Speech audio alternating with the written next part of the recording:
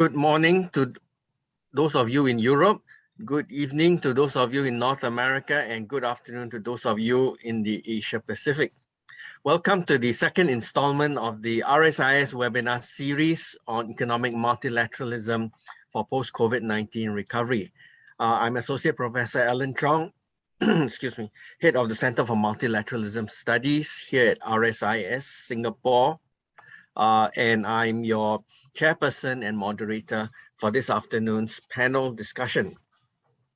The panel discussion before us is titled "The Future of Multilateralism and the Role of Plurilaterals." Now, trade negotiations are very much about who gets included or excluded. From a workable arrangement, trade negotiations, of course, preferably involve as many partners as possible if one is to game the idea that trade should benefit as wide a constituency as possible. And of course, we're talking about a numbers game here. And according to most experts, plurilateralism refers to trade and investment negotiations between 3 or more countries, but fewer than all the WTO members. This is, of course, a very stock definition taken from any number of documents that you can find online on the subject. And of course, the WTO is an interesting international trade organization in the sense that it encourages its members to engage non-signatories as well to ensure that whatever trade arrangements arrived at by the WTO members have as wide buy-in as possible. All right. So this is interesting. So long as the non-signatories adhere to whatever's agreed. All right. And this is what's called the most favored nation agreement. Examples, of course, include the 1996 Information Technology Agreement and any number of e-commerce negotiations at the WTO. To tell us more about the state of plurilateral discussions and negotiations, we have 4 experts today. First up on video, unfortunately, due to the very unusual time zones between Singapore and Washington, D.C., Ambassador Alan M. Wolf. He's currently Distinguished Visiting Fellow, Peterson Institute for International Economics, and most of us will probably remember him as a former Deputy Director General, World Trade Organization. In fact, he was briefly the acting, co-Director General before the current DG was confirmed for a number of months in 2021. He's the one who will have to speak by video, and if you happen to have any questions for him, I and my colleagues will do our best to try to forward the questions directly to him. Of course, it won't be in real time because this is, I think, the wee small hours of the morning in Washington, D.C. But no less important would be the fact that we have 3 other panelists who are live with us today. Mr. Abdelhamid Mamdoua, the former Director for Trade in Services and Investment Division, World Trade Organization. And Mr. Mamdoua is also a very engaging speaker and trainer on the trade in services in so many aspects. And he's often contracted to be a consultant to various governments and international bodies that want to troubleshoot the idea of trade in services. Next up, we will have Associate Professor Mehmet Said Akman. He's actively involved in the G20 Studies Center at TEPAV, the Economic Policy Research Foundation of Turkey, a leading policy think tank. And he's very much clued in on how the G20 members look at various aspects of plurilateral trade negotiations and so on. And he's been visiting researcher at the European University Institute Florence, the London School of Economics, where I obtained my doctorate incidentally. And he was also formerly instructor of the regional trade policy courses of the WTO. Last but not least, we will have Professor Jane Kelsey, based out of the University of Auckland, Faculty of Law. She has been a very keen analyst and a critical one of multilateral trade regime since the Brussels Ministerial Conference in 1990. And she, of course, specializes in services, investment, digital, and other regulatory issues. And as far as, preliminary conversations with her have revealed, she's going to be very provocative in her comments. So please put in your questions in the Q&A channel at the bottom of your Zoom screen.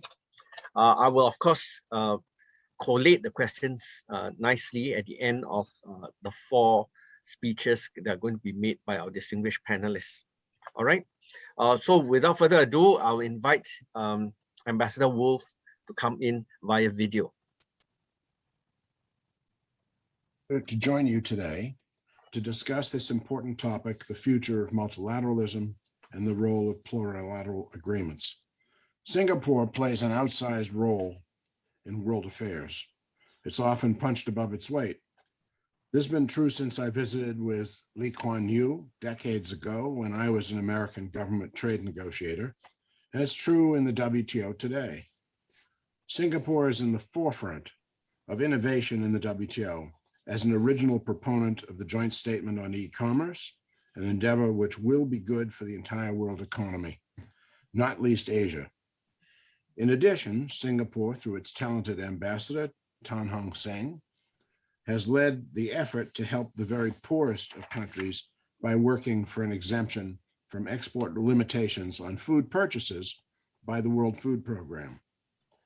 Your subject today is a crucial one for the world trading system, for the WTO.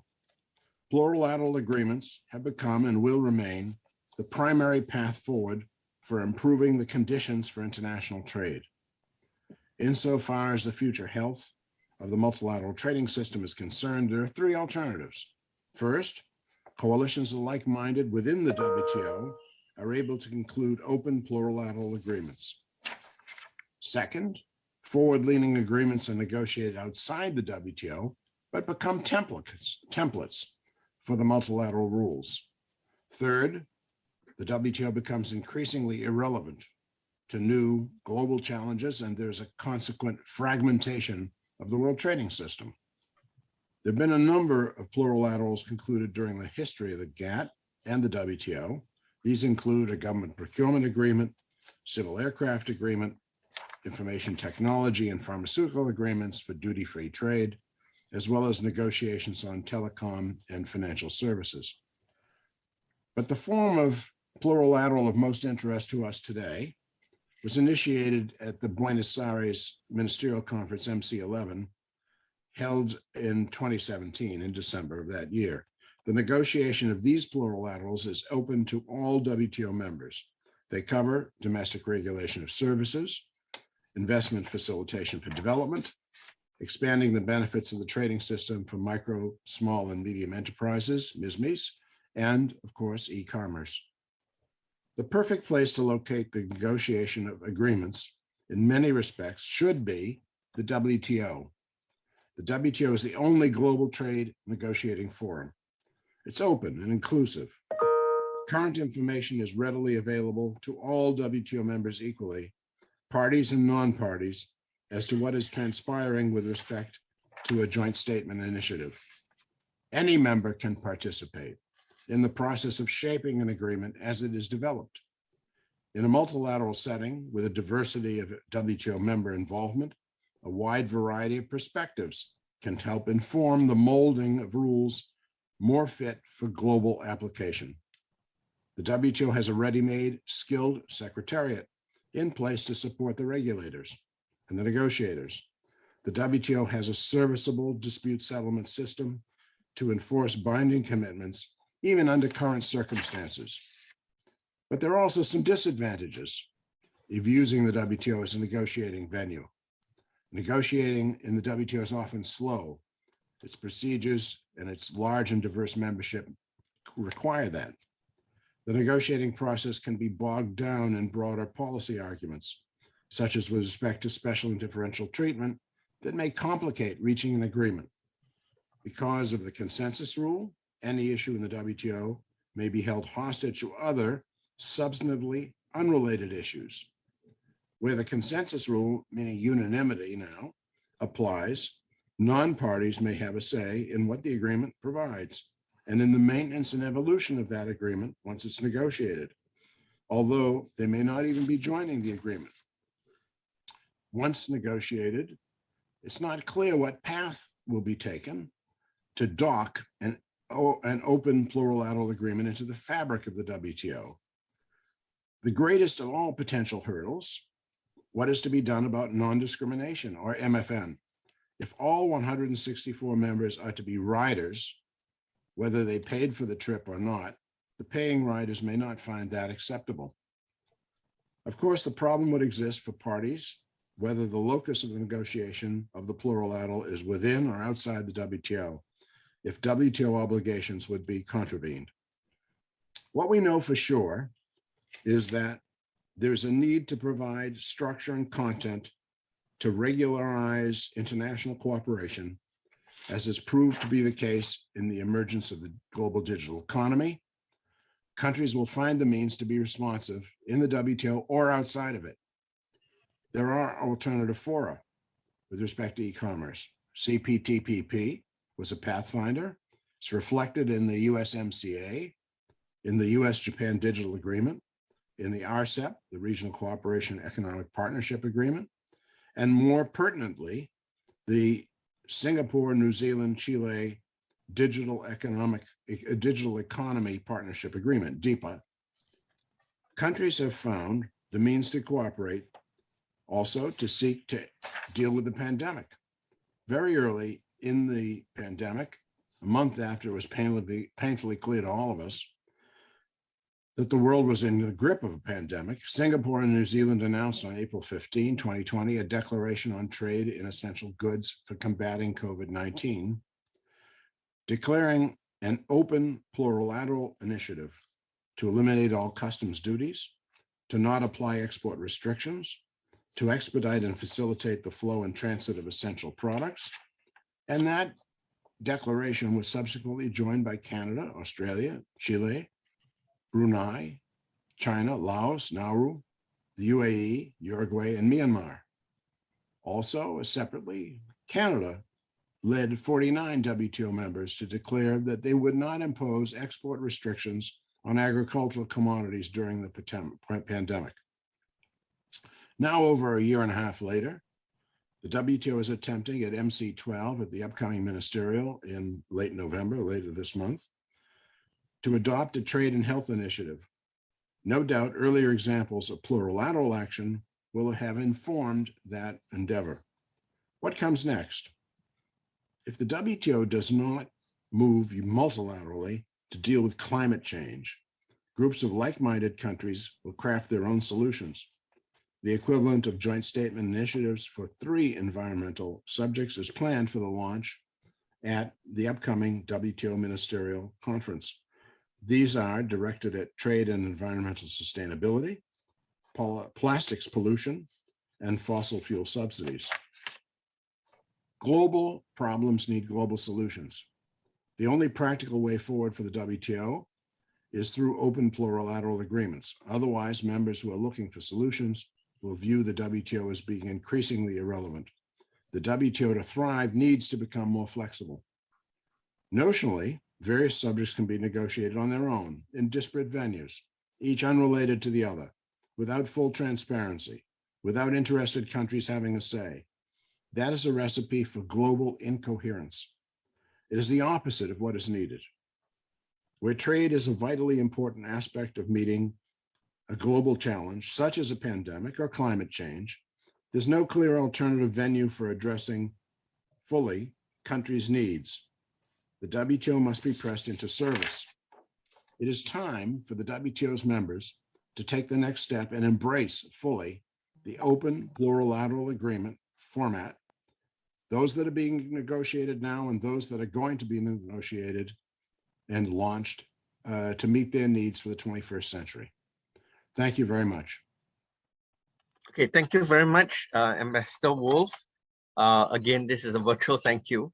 Okay, next up, let me bring on Mr. Hamid Mamdouh. You're next, sir. The floor is yours. Thank you very much. I will start sharing my screen. There we go. Well, thank you very much for the invitation, and I agree with a lot of what Alan Wolf just said. I will focus more on the aspect of plurilateral negotiations in the WTO and what it means in terms of the upcoming process for WTO reform. I think the discussion on plurilaterals to start with is something that we need to be placed in context. The WTO is at the heart of the multilateral trading system since '95. It's been 26 years, but the WTO has been facing increasing challenges since 2008. We all know that.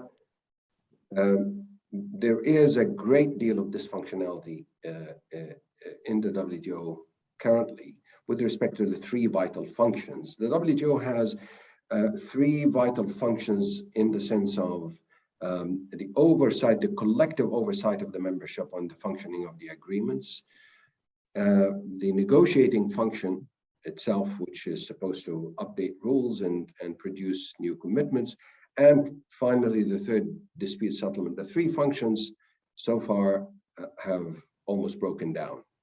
Now, there is an imperative for WTO reform, and it's been talked about over the past 5 years in all international fora, including G20, G7, and in regional contexts.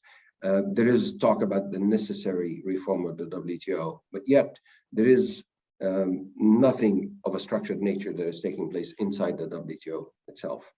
Now, the need to look at systemic challenges is important. We keep talking about fishery subsidies, about climate change, about individual negotiating file, but we actually don't address the systemic failures, and I'll come to some of those with respect to the negotiating function very shortly. Now, as a first point in this discussion, this is why I would like to place it in context, we need to be guided by the vision of the future of the WTO, to be guided by the common purpose of the WTO and how the negotiating function is supposed to assist members in fulfilling that common purpose. First of all, we're talking about, when we talk about plurilaterals, I would like to just move away from the reference to plurilateralism. I don't like the ism there because it presupposes that there is a certain degree of orientation towards using plurilaterals as the way to go. I don't think this is what we're talking about. We're talking about plurilaterals, which are actually needs to be unpacked as a term. And I would always like to distinction between processes and outcomes. This is very important to distinguish between plurilateral processes in the WTO and plurilateral outcomes to be integrated in the WTO. We're all talking about what happens inside the WTO. And plurilateral processes in the WTO do not impose exclusivity. They are always open to any WTO member who wishes to participate. That's the first point. And outcomes of such processes are integrated normally into the WTO architecture through clear rules. And here, I would like to add another distinction. Apart from distinguishing processes from outcomes, we always refer to agreements. And there are what I would call agreements with capital A, i.e. new standalone agreements within the WTO architecture, like in the case of trade facilitation, which is a new treaty altogether to be added to the architecture, and agreements with small a's, which are actually negotiated outcomes within the context of existing agreements in the form of commitments to be scheduled under those agreements. agreements. A perfect example for that is the information technology agreement on tariff reductions. It's the financial services and telecommunications agreement. All these sort of agreements are negotiated commitments that are integrated into the parent treaty that already exists in the WTO. And there are clear procedures for both these scenarios. And those procedures, legal rules for integration of such outcomes, are designed so that they do not adversely affect pre-existing rights of non-participants. That is guaranteed through specific procedures, either amendment procedures or the certification of new schedules. And we need to make sure that we clarify the applicable rules, because I believe there's a bit of confusion in that respect, which is causing a lot of tension between members in the WTO. Now, what are the realities of the negotiating function in the WTO today? I think the reality is that negotiations in the WTO have always been a mix of multilateral and plurilateral processes. That's a fact. So plurilateral negotiating processes in the WTO is nothing new. There are actually some agreements that call for plurilateral negotiations among members, like the GATS. I don't want to get into too much technical details here, but it is a reality. Now, existing rules do not require that 164 members of the WTO would agree by consensus that a subset of the members would start a plurilateral negotiating process. That requirement simply is not there. I think the point that I want to make here is that I am not an advocate at all of changing the decision-making process. The consensus rule must stay the method of decision-making in the WTO. The only point here is that we should not impose consensus in situations where it is not required by the rules of the agreement. And the launching of plurilateral negotiations is one of those situations. There is no such requirement. That is the reality. Now, the clear WTO rules that I referred to safeguard the rights of non-participants. If members wish not to participate, because we're always talking about open plurilateral negotiations, that member who does not wish to participate would have its rights safeguarded through the procedures that I just referred to earlier. Now, another important part of the reality of the negotiating function of the WTO is the extremely diverse nature of WTO membership today in terms of level of development, from the strongest and richest country to the poorest, least developed country.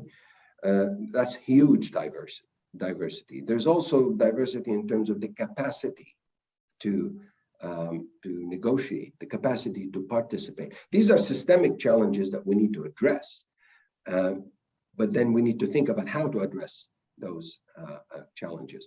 And then another reality is the diversity and complexity of trade negotiating issues. If we look at an area like digital trade today, you will see this complicated interface between trade liberalization and facilitating cross-border and cross-jurisdictional business on the one hand, and the legitimate regulation. And the regulatory tide is rising because innovative business models that are technology-driven keep producing situations that regulators have not seen before. Now, how do we manage that complex interface in a way that is equitable, that is fair, but that allows trade liberalization while at the same time preserving regulatory sovereignty?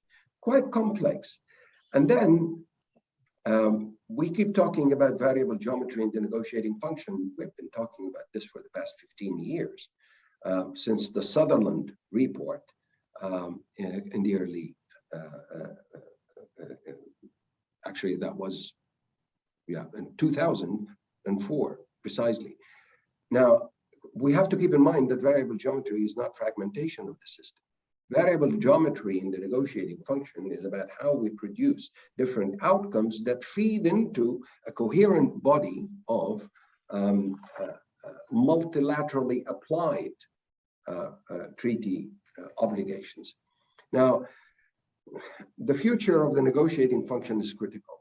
As we approach MC12, I think any outcome would critically have to have something on WTO reform, in which we need to address the systemic challenges, not to talk about simply negotiating files, whether it's fisheries subsidies, trade and health, dispute settlement at the appellate body, agriculture, because we are trying to get outcomes from a machine that is broken. The machine itself is not productive. So we need to address the systemic challenges. And some of the ideas there is that first, we need to clarify existing rules that apply to plurilateral negotiations and outcomes, so that we start from an informed point about where the legal lines are drawn. And then we need to clarify the application of special differential treatment to developing countries and LDCs. This is a critical part of the system that holds back negotiated outcomes, be it plurilateral or multilateral, and we see that in the fisheries subsidies negotiations. I don't think anyone in the WTO is calling for the abolishing the special differential treatment principle. The discussion is about how do we apply that principle in an equitable manner that helps integrate developing countries and LDCs into the multilateral trading system. And then we need to address the capacity building challenge. And here I would lay a lot of emphasis on this, because this is at the heart of the dysfunctionality of the negotiating function of the WTO. We have 164 members that are so diverse, as I mentioned. They have equal legal status in the system, but they have very unequal capacity to participate in negotiations.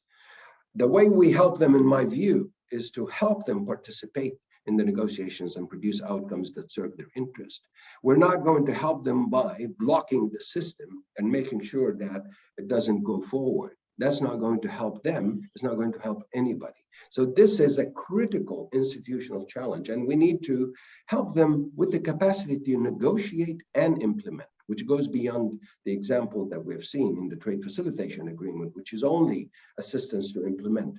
But they need to understand the complex negotiating issues that I referred to and help them participate in an effective way. And if we're really talking about upgrading or updating the rule book of the WTO, which everybody has been talking about for the past couple of years, all that hinges upon repairing the negotiating function. And with that, let me stop here. And thank you very much for this opportunity. Okay, thank you very much, Mr. Amin Mamdoa. Next up, we have Associate Professor Said Akman, Associate Professor and Director of the G20 Studies Center in Turkey. All right, over to you, sir. Remember to unmute yourself. Yes.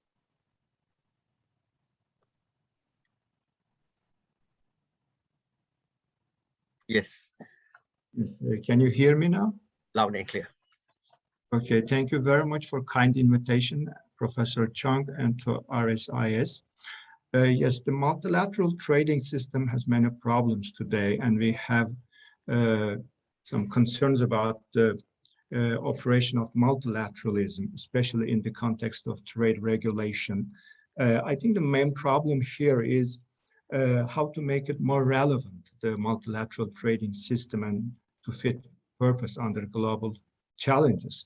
And I think what we should do is how to create a new agenda for the WTO and to put it into its purposes. Of course, the main functions of the WTO have some erosions, mainly dispute settlement and to some extent monitoring And I think more importantly is the negotiation function. And this is a very important function because we need sometimes new rules, new regulations to regulate the global trade. And here I would like to share some slides if you don't mind. And I share my screen. Just tell me if you can see it.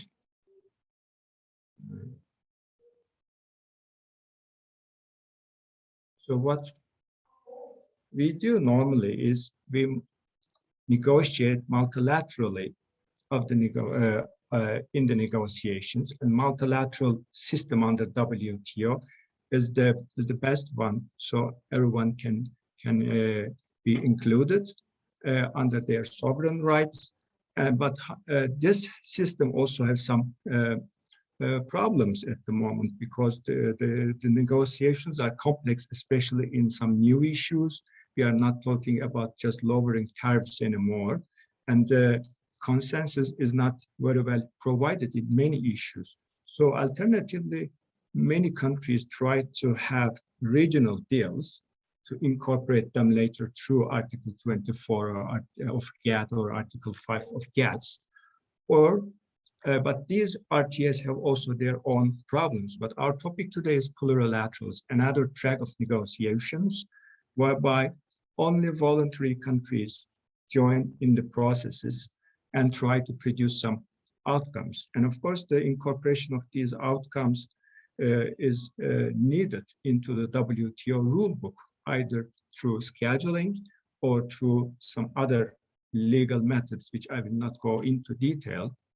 I think my colleagues will mention about them. But plurilaterals, you want to keep them in the WTO system so they become more multilateralized in time and bring more in conformity with the WTO rules. I think this is important. So this issue of plurilaterals brings some questions into mind.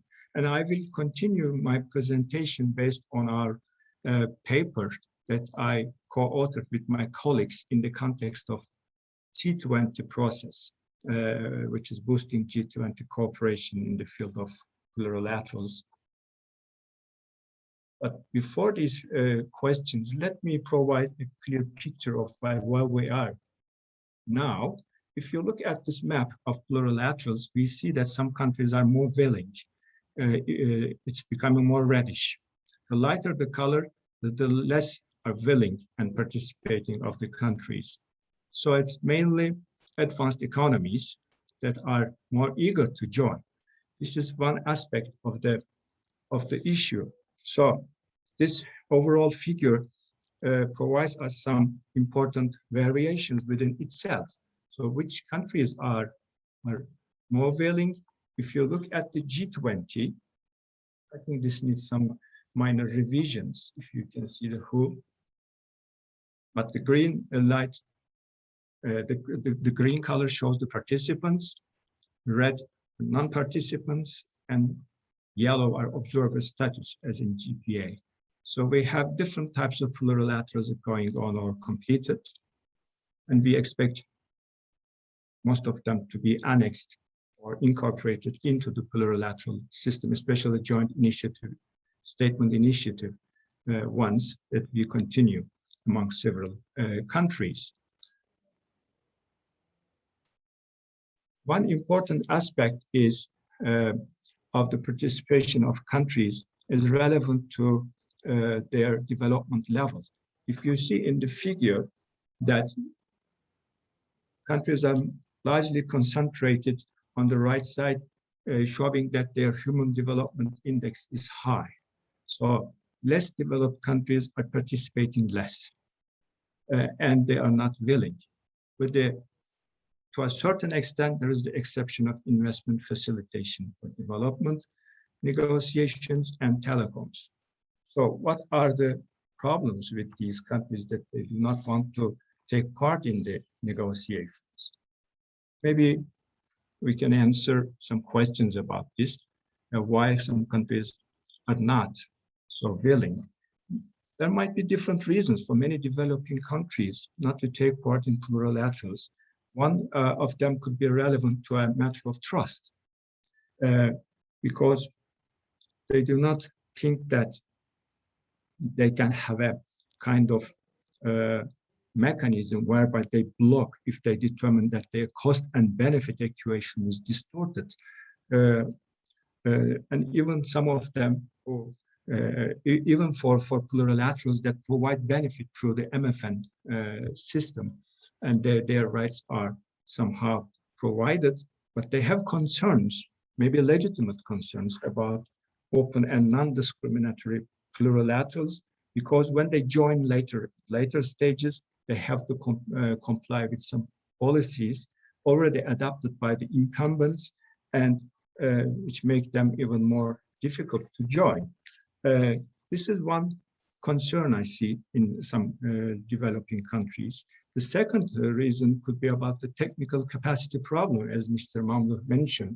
And I think this is a real problem, that we need some kind of robust adjustment mechanisms for developing countries, many developing countries, better integrate and become more volunteer in taking part in these plurilaterals. The third aspect is about development, that they want to see some substance on development issues. And this is also the case for many multilateral agreements and negotiations. But we see also in the plurilaterals the same concerns. I think this is not surprising. So my second question is, how many countries participate and represent the bulk of trade in this specific area? So is a critical mass essential for this? If you see the next figure, you will see that many of the plurilaterals already contain countries representing a critical mass. Yet this does not make the concerns of many developing countries left aside, but we see that it's getting even more and more in e-commerce, for example, over 95%. And I see, if I look at my notes, I understand that over 93% of total trade flows is included in e-commerce, that countries representing their full share of trade in this specific domain area. And ITA and telecom reference paper is getting even less in some other areas like health and medical, because some countries are already producing bulk of these medical products. So critical mass is important, but if we just provide an open plurilateral through MFN benefits also provided to non-members, that could be one issue to continue with the plurilaterals. But this is prone to free riding problem. So therefore, a higher participation threshold is important to represent, both for interest reasons and for legitimacy reasons, to compensate the cost of free riding. My third question was about, could plurilaterals be applicable in all issue areas? Because we think that plurilaterals are becoming more and more in many domain areas. But is this a panacea for everything?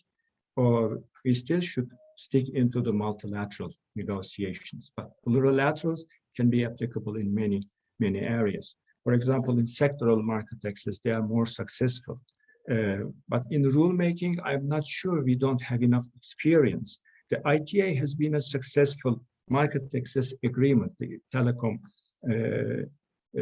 information technology agreement, I mean, because it had a narrower scope, limiting the number of sectors interests, sectoral interests engaged, and focused on narrow tariffs mainly, lacking any robust domestic opposition. But in highly contentious issues like subsidies or agriculture or agricultural subsidies, that actually requires some kind of consensus, even among only those participating in the plurilaterals. And sometimes this consensus is not even yet provided in a plurilateral. This was a case in TISA, for example, although it was outside the WTO, but it was not easy to reach a consensus. My fourth question is about, are plurilaterals fragmenting the WTO? Because there is a shared concern that they can also lead towards a differentiated structure of countries which are divided into subgroups, and this may distort the essence of multilateralism. But we should also think otherwise. What if a plurilateral route is denied as an option, as a track of negotiations, for whatever reasons? Then their migration, the countries will migrate into venues outside the WTO sphere, like regional or mega trade deals, not necessarily incorporated into WTO system, and that makes the fragmentation even more a bigger problem. So a priori denial of plurilaterals is not a case and should not be a case. As Mr. Mamdouh mentioned, Sutherland report many years ago warned that the need for consensus among the WTO members must be revisited to add such plurilaterals. But how to make them, how to reduce our concerns about plurilaterals? We had some recommendations, which I will not go into detail, just to name them. But if you look at the composition of many plurilaterals, for example, in some of them, only few African countries participate. So that leaves the African continent. Of course, it's their voluntary sovereign choice, but outside the plurilateral. So a focus on development aspect is quite important to address the technical capacity problems. And this is not only a special case for plurilaterals, for all multilateral agreements, but under plurilaterals, we cannot escape it. I mean, if this is the problem, we cannot get rid of this problem by switching from multilateralism into plurilateralism. And of course, we need openness, that any country should be able to join later stages without having so stringent rules to become a member of the agreement.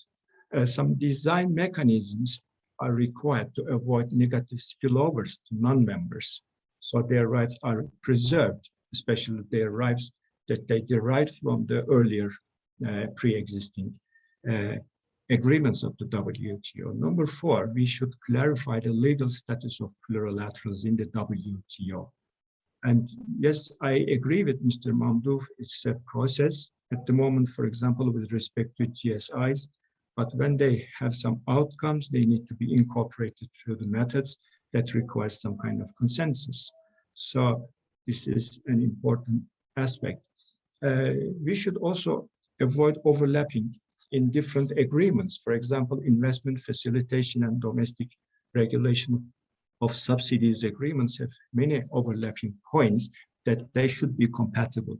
I think we need a working group in the WTO, or the Secretariat should be empowered to just detect all these overlapping issues. And maybe some assessments, ex ante and ex post assessments on plurilaterals, like all trade agreements, are required with the help of WTO Secretariat. And we should finally increase the transparency to establish trust that all countries, whether outsiders or insiders, should be better informed about the processes. And all these countries not voluntarily taking part in the plurilaterals should also be having access of information. And finally, we should empower the WTO Secretariat, and maybe a working group on plurilaterals is essential. That could be one step, maybe, to bring some conflicted cases into the discussions. And this is the end of my presentation, and I'd like to leave the floor to the next speaker. Thank you very much, Mr. Chairman. Okay, thank you very much, Professor Syed Ahmad. Next up, we have Jane Kelsey. Jane, the floor is yours. Okay. Thank you very much, Associate Professor Chung. And thank you to the organizers who have encouraged us to make brief, provocative interventions.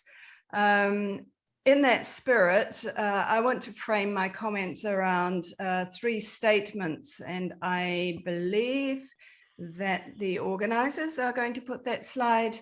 So just the next slide. Thank you. So the 3 statements that I want to use as my reference point. First, by the ambassador for Brazil in late September, which in fact were echoed by Alan Wolf in his presentation. The WTO faces 2 choices: fragmentation or irrelevance. The second quote is from the African group Cuba and India in December last year. Very different. WTO reform does not mean accepting either inherited inequities or new proposals that would worsen imbalances. Inclusivity would require, at a minimum, preserving consensus decisions at the WTO. And the third statement from US Trade Representative Catherine Tai, just last week, or sorry, several weeks ago, is to bring your disagreements to the MC12. Bring your disappointments, be honest. So I want to thread these 3 statements together, but let me start and spend most of my time with the first, that presents alternatives of fragmentation or irrelevance. And Brazil's ambassador clearly sees fragmentation as preferable to irrelevance, but he also precludes any third option. So if we decode that, he really means that the WTO is not capable of producing a multilateral consensus outcome that's a win-win for all members, that can confront the diverse challenges of the 21st century, because that's what his 2 options mean. And that's a very stark admission. It has radical consequences for the founding principles of the WTO, and especially for those members who are not rule makers in the organization. Members who are already asking, who decides which issues and outcomes are going to be most relevant to the 21st century? Whose 21st century? And which ones therefore would be pursued under this model? Who has the institutional and strategic power to make those outcomes happen and be meaningful? And whose voices will not be heard? And whose priorities and needs will be left behind? Now, these, of course, are not new questions. The GATT itself was founded by a group of powerful colonial and neo-colonial states that then invited other countries to join agreements that they had negotiated and to accede on the existing contracting parties' terms. And as the numbers grew and as negotiating rounds failed to expand by consensus, all the rule makers had hoped to achieve, plurilaterals emerged. Then the Uruguay round multilateralized most of those plurilaterals, not the GPA, and expanded the rules-based system to include, in particular, US priorities of intellectual property rights and services, and skewed outcomes on agriculture, textiles, etc. Now, developing country members of the WTO were promised that from that point on, multilateralism and consensus decisions would drive the new member-driven WTO. The preamble to the Marrakesh Agreement, reinforced in the dispute on Brazil desiccated coconut, made it clear that the WTO was meant to end the fragmentation of plurilaterals in the GATT in favor of consensus-based multilateralism. But again, as the numbers grew in the WTO, countries acceded on terms dictated by existing members, those new members were expected to remain subordinate. But developing countries and LDCs began to flex their numerical muscle and asked for their turn in negotiating a multilateral Doha development round. And again, the old rule makers feared that they were losing control and were threatened by an unexpectedly ascendant China. They shut down the Doha round. The US unilaterally paralyzed the dispute mechanism. And now they want to abandon consensus decisions and multilateralism and develop their own self-serving plurilateral agreements once again. Now, this strategy evolved over several ministerials as we watched, and was, of course, consolidated in the series of joint ministerial statements at the MC11. We are told that this is different, that this process is actually being led by developing countries. And I want to say that's disingenuous.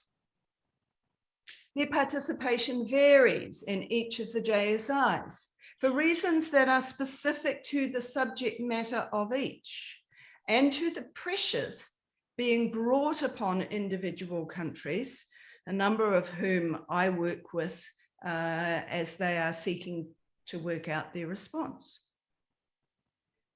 The texts, which of course are not transparent, they are closed amongst the participants. But the texts that we see, nevertheless, show that developing countries and LDCs who are in the room have minimal influence, and that special and differential treatment has been reduced to phase-in periods to implement what most developed countries are already doing, which means there is an additional burden on developing countries, along with vague promises of some resourcing on terms that are agreed to by the donor. So this is essentially a political project led by major players, including some of the large developing countries like Brazil and at times China.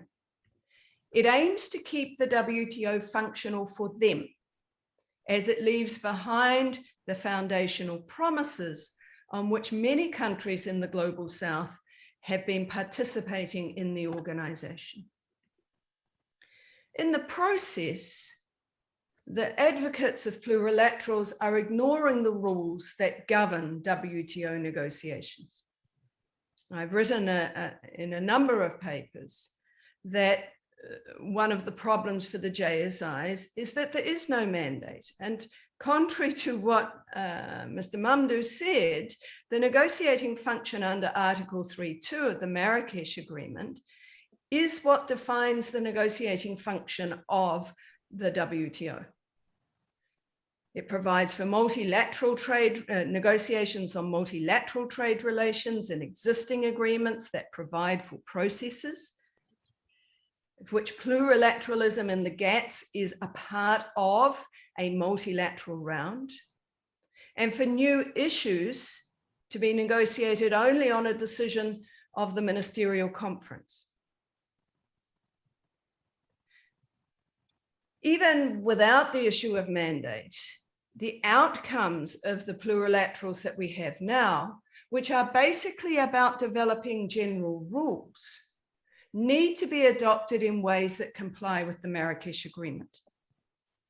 And that means adopting new general rules through a formal amendment under Article 10 of the Marrakesh Agreement. And it doesn't matter whether we use a capital A or a lowercase a to describe these agreements. They are rules that need to be adopted in the proper way. Now, GATT schedules seem to have become the Trojan horse for adopting these plurilaterals to avoid this problem. That is an abuse of schedules. Schedules are for GATT schedules are for sector-specific commitments that result from a request and offer bargaining process. And the certification of modifications to schedules looks to retain that bargain. New general rules as found in the JSIs, require amendments to the GATS under Article 10. What of the precedents that we often hear referred to? They've become a kind of a mantra, but they conveniently ignore inconvenient details. For example, the Financial Services and Basic Telecom Reference Paper adopted through the GATS were both expressly mandated. So was the mode of their adoption through GATS schedules. Moreover, they are sector specific, which is what GATS schedules are about. Information Technology Agreement adjusted tariffs, a valid use of GATS schedules. In fact, many of the JSIs don't fit within these rules in themselves, and in relation to investment facilitation, Mr. Mamdouh has accepted that. Now, rebranding these as variable geometry doesn't make the JSIs any more legitimate in terms of the WTO. But of course, the plurilaterals are just one element in this broader WTO reform agenda, which was revealed in particular by the EU and Brazil alongside the US and others in recent weeks. And they're proposing the MC12 establish a working party on WTO reform without specifying what WTO reform means. Now, the African group, Cuba and India, in that second quote, anticipated the problem of defining WTO reform, because for them, WTO reform does not mean accepting either inherited inequities or new proposals that would worsen imbalances, which they argue the current JSIs would do. And inclusivity in WTO reform would require at a minimum preserving consensus decisions at the WTO. Now that seems especially prescient. The previous, more detailed version of the EU-Brazil paper specified an end to consensus decision-making, adoption of plurilaterals, redefinition of development status, and much more. And so the question is whose voice will be heard in a proposed WTO reform process? And we've already seen those issues arise in challenges to the legality of the JSIs, which have not been resolved. We're seeing them in the current Walker process on post-COVID recovery that has effectively excluded developing countries and LDC participation and their issues, promoted the expansive Ottawa Group agenda, and left out reference to the crucial TRIPS waiver. So that brings me finally to Ambassador Tai's urging of members to bring their disappointments and disagreements to the MC12 along with honesty. Honesty requires a recognition that plurilateralism will further marginalize LDCs, small vulnerable economies, and most of the global south in the negotiation processes of the WTO. An equitable reform process to make the WTO relevant for the 21st century for everyone should begin by identifying and addressing issues from the perspective of the most vulnerable. But that form of honesty requires rulemakers to relinquish some power.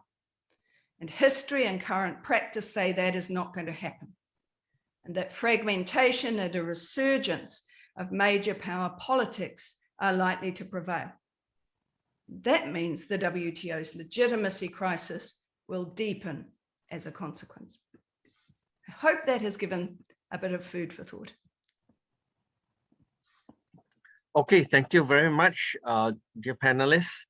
I gather as the chair of this discussion that there are a number of burning issues that have surfaced in the various presentations, and I wish Ambassador Wolf were here to answer some of the charges that Jane Kelsey has leveled at the WTO process.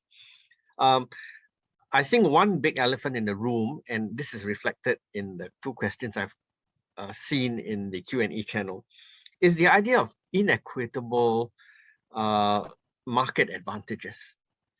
Certain economies are way ahead of others, say in digital services, and they have every reason why they want to quickly lock in some kind of rules-based trade agreement that could thwart any potential competitors from presumably the developing economies. So this is again a very contentious area, and I suspect at some point biomedical sectors for trade. Okay, I've forgotten the name of the scientific name for trade in biomedical products, and certainly I have in mind the COVID-19 vaccines. At some point, we are not just going to have Pfizer and Moderna, Sinovac, Sinopharm, or Johnson & Johnson. There will be others coming out very shortly. And this is going to be the market for the future. And India has already signaled that it is willing to play, the nationalist card. At one point, for those of us who are monitoring COVID-19 exports out of India, it declared a unilateral termination of exports because it said to the rest of the world, we have a domestic emergency. I want to divert what companies based in my territory have produced, and so on and so forth. That caused a bit of a ruckus, I think, with the rest of the world. And finally, another big issue that has come up, I think, based on the comments that I've heard so far, is the idea of transparency. Now, how can transparency in plurilateral negotiations be preserved? Okay, pardon my naivety in suggesting this. I suspect that some element of secrecy is actually productive if you want to engage in plurilateral negotiations, because you're bringing in members, or rather non-members of the WTO into negotiations, and some degree of secrecy actually could be productive. Okay, I'm just throwing this out by way of provocation to all three panelists present. Now, before I get the panelists to respond to my issues, can I just start by reading out two questions from my good colleague, Dr. Dipinder Randhawa. Okay, the first question is directed at Jane. There's almost no mention in the prevailing discourse on the consequences of a secular increase in inequality and arguably the resultant rise of populism, especially in developed economies, for a revival of the broad agreement on trade liberalization that prevailed through the GATT and early WTO negotiations. The Economics 101 argument that the pie will grow with trade and it is incumbent upon governments to redistribute the growing pie to compensate the losers from trade carries little empirical credibility. Could you share your thoughts on this issue and what it says for prospects for developing a broad-based compact on further liberalization? Okay, I'll save his second question, which is directed at digital services, for a short while later. All right. Okay, who amongst the panelists would like to have a go in responding to the issues surfaced so far? Well, I'll start because it was picking up from some of my points. I think part of the problem with the WTO is that it is a very insular environment. And if we look, for example, at some of the work that UNCTAD has been doing on hyperglobalization and the consequences of that, or indeed some of the American economists who themselves were cheerleaders of the WTO early on, but have said themselves that they underestimated the distributive consequences of what they were suggesting. We have a really significant problem that the WTO really only listens to those who have access. And many of the developing countries who are more vocal are increasingly marginalized in that process. And for those of us who've been following the Walker process on the post-COVID reconstruction, that's certainly been a major issue, because the presumption that's underpinned that process was that the response has to be more liberalization. Yet the fragilities that we've seen of the deeply integrated supply chains and the dependency in many poorer countries on imports that become inaccessible and unaffordable to them, even before we get to the vaccines and the TRIPS waiver question. raise some really serious questions. And I know that because I've been dealing with it this week, that a number of the priorities that developing countries put up and LDCs to the Walker process have not been included on in the draft text that has very few square brackets on it. And so I think there is a major problem in the WTO of its insularity and of many of those who are the commentators inside and outside the WTO who are talking to each other in the same genre. Oh, okay. That's very provocative indeed. Professor Said Akman, would you like to add on to that before I get Hamid to respond? Actually, a very fascinating question from Mr. Randava about the domestic impact of trade negotiations. This brings to my mind the impact of trade, of course, in the domestic arena, whether in developed or in developing economies.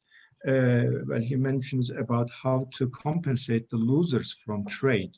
I think this is one important aspect, because whether we are talking about negotiations at the multilateral level or through the plurilateral track, we have some outcomes, and these outcomes have impact on the people living everywhere. And of course, as we have benefits from trade, and we have to liberalize trade to make it in goods, in services, to make it more welfare for people, but this is not equitably distributed among the parts of society. And this brings to my mind, when we are talking about plurilaterals or multilateral system or erosion of the multilateral system, we should always think of the impact at the domestic level and how to construct adjustment mechanisms domestically. Because a good trade policy, I believe, starts at home, domestically.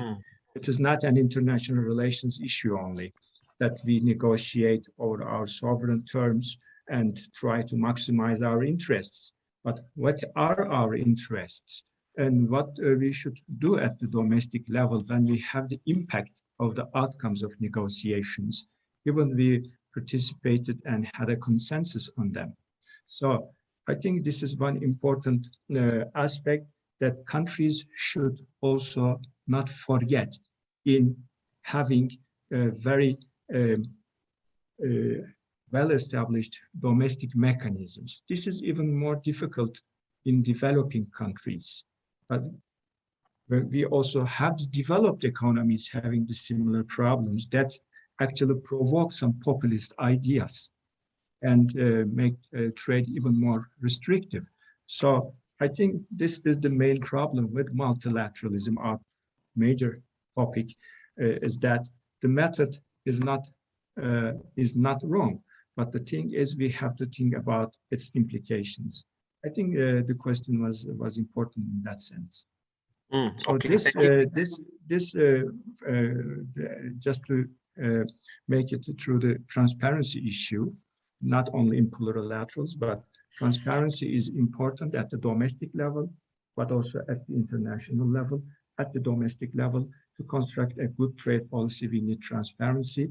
At the international level, through the negotiations, yes, sometimes we have secrecies, as you mentioned, but I think the more we are open and clear, the better for our trading neighbors to participate actively and to bring a much fruitful outcome.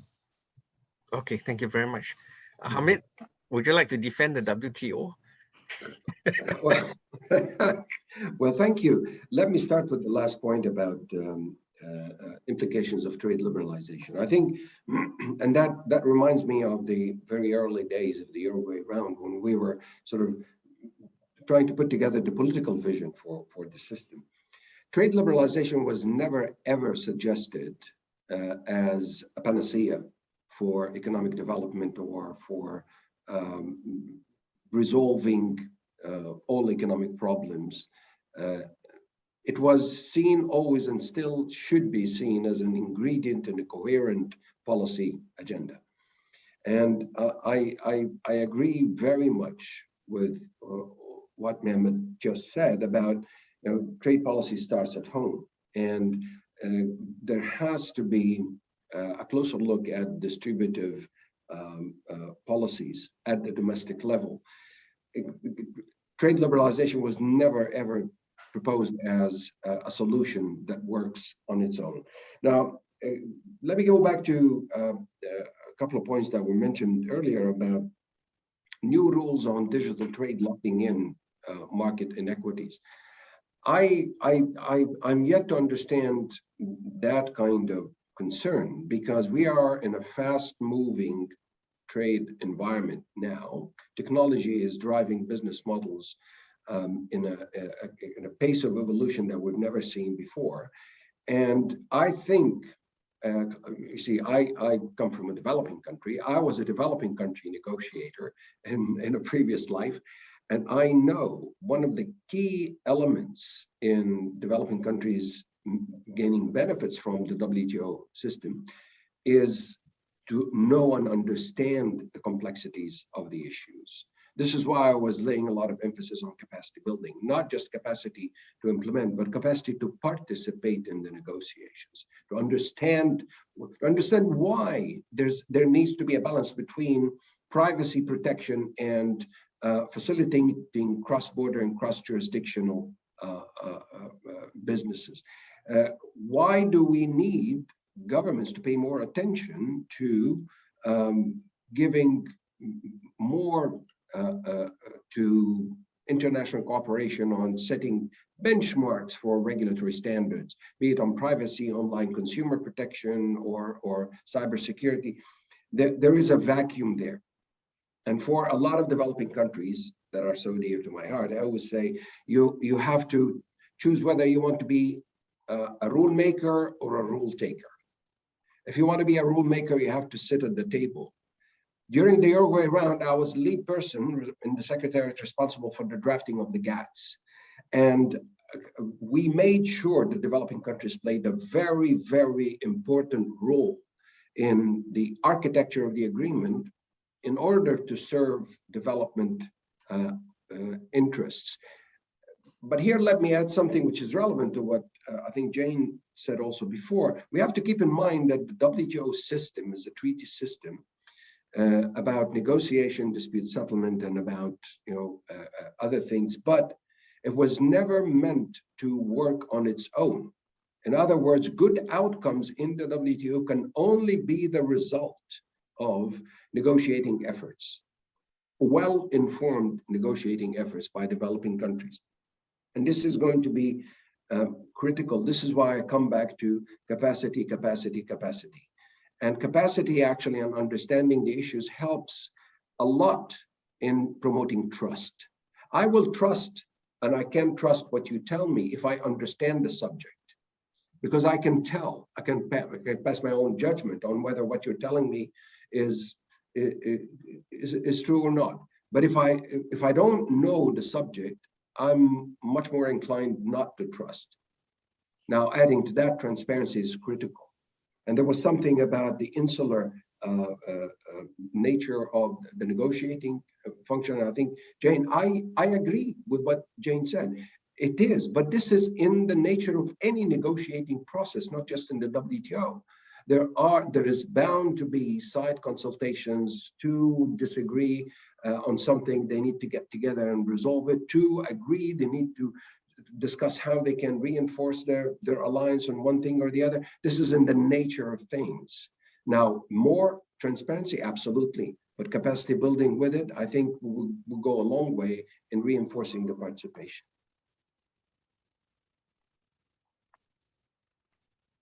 Thank you very much, Hamid.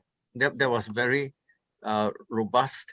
Okay, Dipinder's second question, I suppose, has been partly responded to. Would Jane or Syed like to tackle Dipinder's second question about inequities in the digital arena? If not, I will pass. Yes. Let me kick off, because this is actually one of my areas of main research over the last 5 years. I'm a little puzzled that Hamid said he was yet to hear how, if I heard him correctly, the development downsides of what was being negotiated on e-com. And let me just say technology transfer, control of data, location of data. Data is everything. Data is the first important thing for big tech to be able to hold wherever they want in the world. Not having tech transfer disarms those who may wish to build their own, who don't have the China kind of capacity.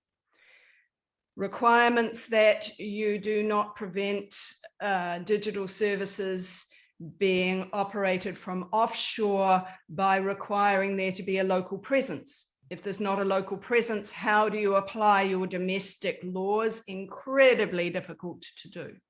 Your domestic regulatory regimes. Competition issues and the role of the oligopoly, if the control over data is there, but also if they cannot be required to disclose source codes and algorithms.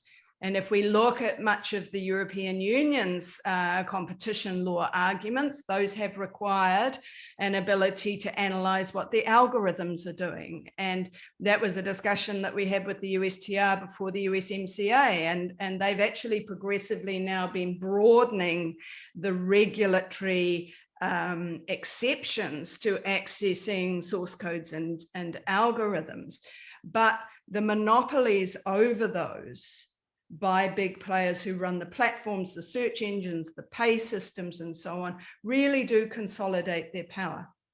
And just the final example I'd give is in relation to tax. And what we've seen come out from the OECD and the BEPS process is a totally unacceptable level of commitment in return for which countries are required to abandon unilateral digital services taxes. Now, many developing countries have been looking at those as sources of revenue because of the increasing role of the digital economy domestically, alongside the moratorium on tariffs on e-transmissions. And there is a lot of work that UNCTAD has done. I'm sure that Hamid is actually familiar with that raises many of the development downsides in the e-commerce text. And the e-commerce text that's in the WTO at present, and whilst they're not made public, of course they get public, are largely out of the Trans-Pacific Partnership Agreement that was driven by the USTR and its digital 2 principles that was from big tech. And on one hand, and on the other hand, the EU, which has similar offensive interests, but different defensive interests. And then China, as we saw in the RCEP, that has much more significant security concerns, but some similar offensive interests. And the developing country and LDC voices are not in there at all. And so I think it's a classic example of the problems of plurilaterals that are being driven by big players who have developed their own templates and who want to multilateralize them as far as they can. Okay, thank you very much, Jane. Professor Syed Ahmad, would you like to respond to any of these issues? The second question, you mean? Yeah. Let me start. Yeah, the monopolization is an important issue, of course, in some areas where we don't have competitive markets, especially in technology-driven areas. But this is the nature of the case. It doesn't mean that we cannot discuss or negotiate them in trade negotiations. But I agree that these issues with different domestic regulatory regimes are also becoming very much difficult in such issues, whether topics like, for example, technology are trade related or not. Of course, this is one inescapable part of the negotiations, that data and issues like data need to be taken into consideration, and we need some rules.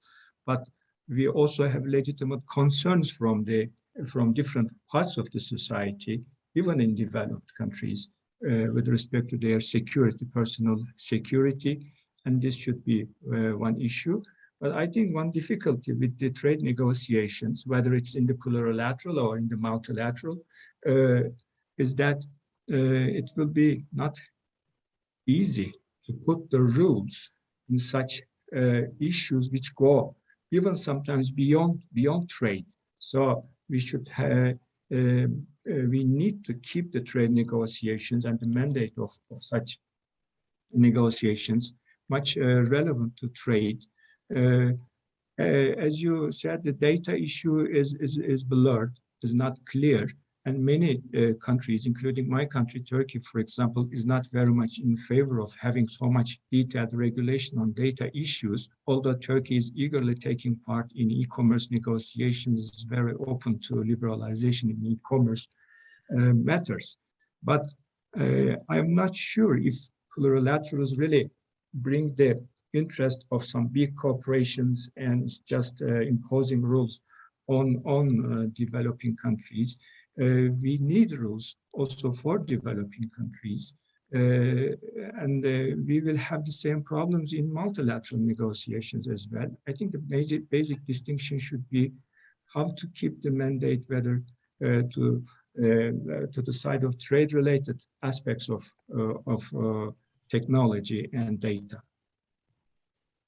Okay, I think Hamid would like to come back for a two-finger response. That's right. Okay. I agree. I agree with what Jane said about the challenges that are facing developing countries. Absolutely. But I disagree about the way of addressing them. The way is to engage. It's not to disengage. Because at the end of the day, all the complicated issues that we're talking about will lend themselves to some kind of clarification, and there will be some agreement on rules. And again, I don't want to get into too many technical details, but this is a very complex area where we need to deal with this interface between trade liberalization, which deals with data as an element of cross-border flows, and on the other hand, regulation which is necessary to protect fundamental interests of the society and to protect, development interests.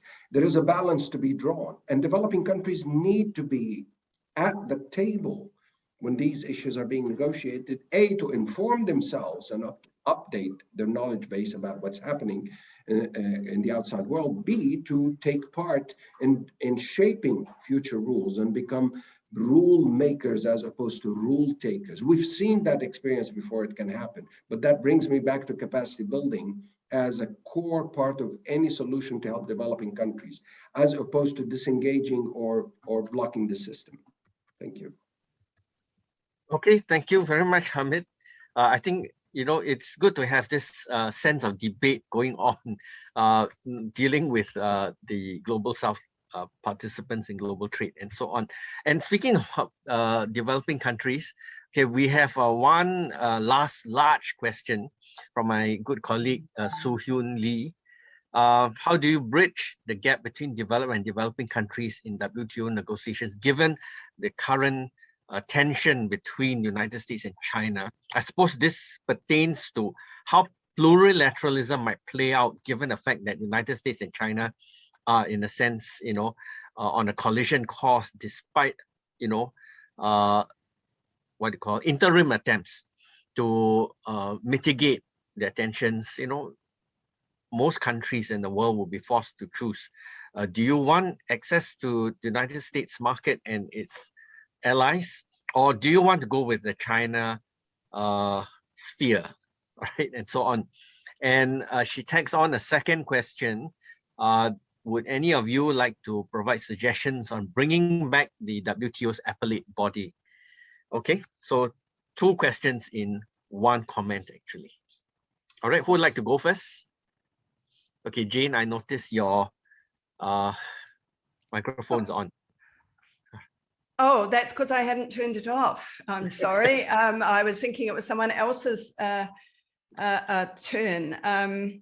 I suppose I'll just make one point that, you know, in the region that I live in, because I'm from New Zealand, of course, we have seen this playing out in many different arenas, the US-China tension. And if we just use the e-commerce example, and I should say my argument, my response to Hamid is that I don't think the WTO is the place that these broad-ranging trade plus rules should be being negotiated. I think it's the wrong forum. But there is an interesting paradox that the US adopts a security exception that is all-encompassing and self-judging, that allows it not to apply, for example, the e-commerce rules. In the RCEP negotiations, the same self-judging essential security rules apply to the data flows provisions. And my suspicion is that the US will be perfectly comfortable with it applying to itself, but not applying to China. And I think this is just one example of how, say, in the e-commerce JSI, we're seeing this geopolitical tension play out, not just around the micro rules, but around whose definitions of the exercise of their sovereignty should prevail. And I don't see any solution to that. I mean, we've got the Taiwan-China accession to the CPTPP issue there. We've got so many examples of that kind. And I think this is just one forum in which that geopolitical tension's playing out. Okay, that's an excellent intervention. Okay, before I go to Syed Ahmad and back to Hamid again, can I quickly tag on one last question from, again, my good colleague, Amalina Anwar. She circles back to the question of transparency. While there are merits to transparency, such as to clarify the extent of trade barriers, what are your thoughts on WTO members potentially using transparency to sidestep questions of delivering equitable rulemaking and addressing SDT concerns? Okay, perhaps I could ask Hamid to come back, and then Syed Ahmad can have the final word. Well, thank you. Just a point of clarification about what Jane said regarding the WTO being the wrong forum to develop rules. Absolutely, I never suggested that the WTO would be the place to develop rules on online consumer protection or privacy, or these are regulatory standards that should be subject to international cooperation outside the WTO. What the WTO should do and has to do is to develop trade rules that has one objective always, which is how to ensure the least trade restrictiveness of regulations. This is what we have been doing on merchandise trade for decades. That's why we have the TBT agreement, the agreement on technical barriers to trade, the agreement on sanitary and phytosanitary. The WTO does not set standards for any of that and is not equipped to. But the WTO sets rules regarding how regulators should go about the regulatory function while always trying to use the least trade restrictive means without compromising their regulatory standards, which is a matter of sovereignty. Now, with respect to the appellate body, I don't see that the appellate body is going to be reformed, or the issue is going to be resolved unless it is in the context of a broader reform agenda, because there are other linkages with existing rules, with the functions of the WTO, the three functions as I mentioned. And then with respect to transparency, I think transparency is critical for the functioning of the system. And in the negotiating process, there has to be a certain level of transparency that informs all participants. But at the same time, the reality of any negotiating situation is that there is bound to be some informal consultations. And those informal consultations would always be open to the participation of those who are interested. But you cannot say, and this is in all intellectual honesty, you cannot say that everything and every comma has to be negotiated in a setting where you have the 164 members sitting and agreeing at the same time. There is an incremental process to broadening the circle of convergence in any negotiation, not just in the WTO, any negotiation. Thank you. Okay, Professor Syed Ahmad, you have the last word before we wind up. Just to wrap up, maybe a very few sentences. First, I think we reiterated very well the very purpose of the WTO as a forum for trade negotiations, which is very clear, as Mr. Mando also talked about, what to negotiate in the WTO forum and what not to negotiate, but leave it to other forums. But a good coordination between WTO and other forums are also required. This is one of the fourth function of the WTO as written in the agreement, for example, with the IMF and World Bank. And I think this function should be including now World Health Organization and other international arenas for a better coordination. Otherwise, if everything is uploaded into the WTO agenda, it makes the multilateralism in WTO a kind of problematic issue where we finally end up with some kind of fragmentation. And it will not be easy then to solve the larger conflicts between major trading partners, and which will be affecting the developing countries as well. For transparency, I agree informal consultations are important, but especially with respect to our topic today for plurilaterals, non-participating countries need to be better informed about what's going on. And I think the WTO Secretariat should be much better empowered to provide this information. And this is their legitimate right to get information. And of course, if every aspect of information is shared, I don't know, this is the nature of negotiations, if only among certain number of countries. But for this reason, inclusion of many countries in the system makes it much better to operate. And we need, therefore, what we suggested also in our paper, what are the reasons for unwillingness of these countries not to participate in plurilaterals? If it's a technical capacity problem, and how to solve it, we have to think about them, not only start negotiations and or even we put a mandate, but this will be some implications for the outsiders. So their earlier participation need to be encouraged. I think these are the points I can raise at the moment. Okay, thank you very much.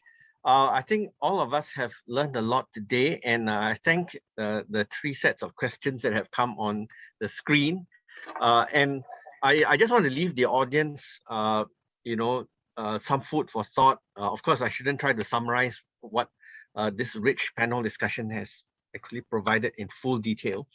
I suppose the audience would have to keep in mind that the WTO has a lot of potential still in terms of sorting out rule making. There are different tiers, different levels at which you might expect the WTO to deliver some things for you as a government or as a multinational corporation and so on.